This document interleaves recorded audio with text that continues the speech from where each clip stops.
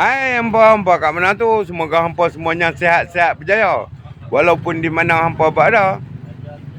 Pagi ini Mak Ali berada di pasar pagi Batu Empat tak sahabat-sahabat tu. Pasar pagi Batu Empat. Tengok buah apa tu? Buah limau Bali sahabat-sahabat tu. Buah limau Bali.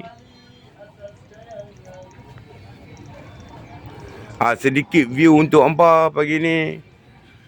Jika hampa melihat video ini, hampa jangan lupa memanfaatkan butang-butang di sebelah kanan anda.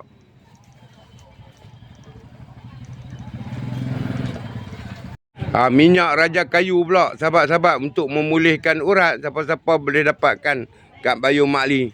Okey. Sedikit view untuk hampa.